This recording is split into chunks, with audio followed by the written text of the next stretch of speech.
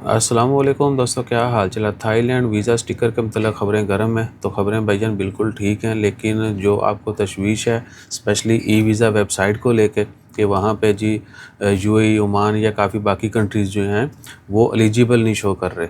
ठीक है, उसके मतलब आगे चल के बात करते हैं। मैं आपको स्क्रीन रिकॉर्डिंग भी दिखाता हूँ लाइव, यानी आपको वेबसाइट के ऊपर बताता हूँ और तफसील भी बयान कर देंगे।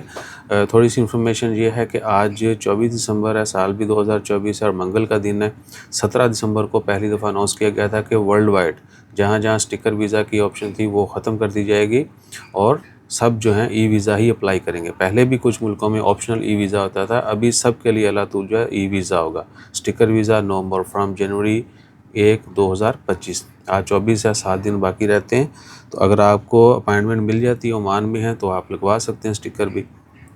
ठीक है ना। हाँ, दूसरा जो एक तशवीश है वो ये है कि जी स्टिकर वीज़ा ख़त्म हो गया, ई वीज़ा तो ट्रैवल हिस्ट्री के ऊपर कोई फ़र्क नहीं पड़ना। जिसने ट्रैवल करना है वो लाजमी करे, इन आउट करेगा तो काउंट होगा, वो स्टैंपें नज़र आएंगी। और बहुत सारे मुल्कों ने तो स्टैंपें भी ख़त्म कर दी हैं।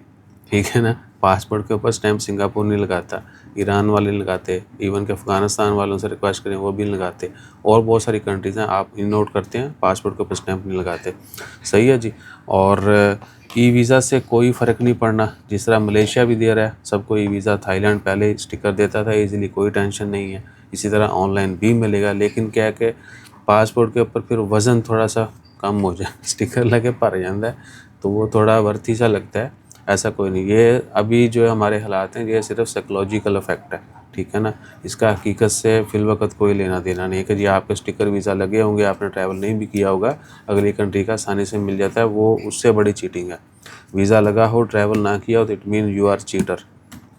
क्योंकि ये कोई पहली दफ़ा हम कारनामा नहीं सर अंजाम दे रहे, तो अपने इसको बिल्कुल इग्नोर कर दें। आपको ट्रैवल करना ही है। ठीक है, बेशक ठप्पे 2 नंबर लगा लो या पैसे लगा के ट्रैवल कर लो। बेहतर है कि पैसे लगा के ट्रैवल करें, वैसे भी बंदा फ्रेश हो जाता है, दुनिया का पता चलता है। अभी आपको मैं दिखाता हूँ जो आपको दूसरी तशवीश है कि जी ओमान में तो एलिजिबिलिटी शो नहीं हो रही। वो इसलिए नहीं हो रही क्योंकि ओमान पहले एलिजिबल नहीं था ई वीज़ा के लिए। अभी 2000 जनवरी 1, 2025 से होना है। ठीक है ना। स्क्रीन में देखो नाल नाल। अच्छा जी, ये एंड्रॉयड जो है ना कोई इतना अच्छा फोकस कर रहा है भाई। ये थाईलैंड ई वीज़ा वेबसाइट है, आपने यहाँ पे जाना है।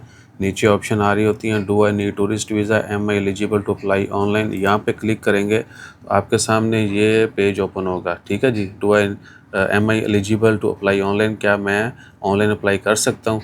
आपने यहाँ पे लिखना है जी अपनी कंट्री का नेम लिखेंगे, थोड़ा आ जाएगा। उसके बाद लिखें जी ओमान, यानी करंटली कंट्री ऑफ टेरिटरी और योर पासपोर्ट, आपका पासपोर्ट किस मुल्क का है और करंट लोकेशन क्या है आपकी।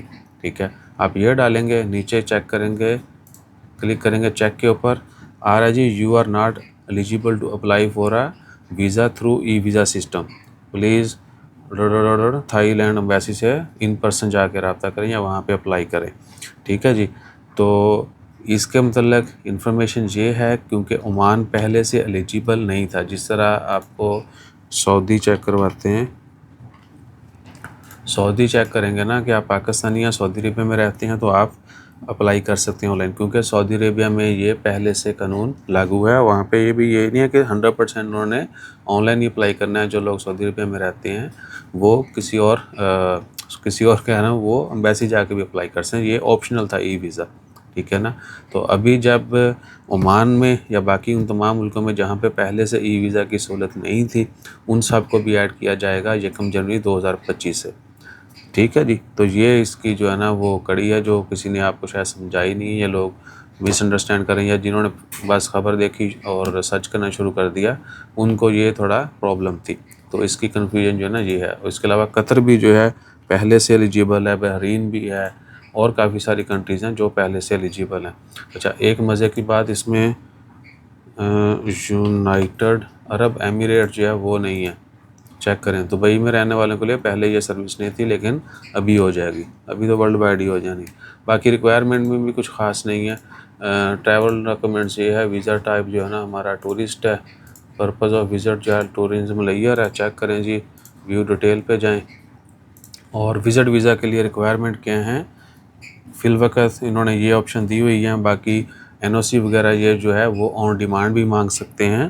पासपोर्ट देना है, फ़ोटो देना है, डॉक्यूमेंट करंट लोकेशन का आपका जो बता का है वो देना है, और बुकिंग कंफर्मेशन देना है, प्रूफ ऑफ अकोमोडेशन। ठीक है जी, होटल फ्लाइट ओमान का बता का फ़ोटो और अपना पासपोर्ट, और वीज़ा की फ़ीस के मतलब जो है ना फ़िलहाल इंफॉर्मेशन नहीं है। पहले तो 15 रियाल होती है सिंगल की, 70 रियाल 6 मंथ की।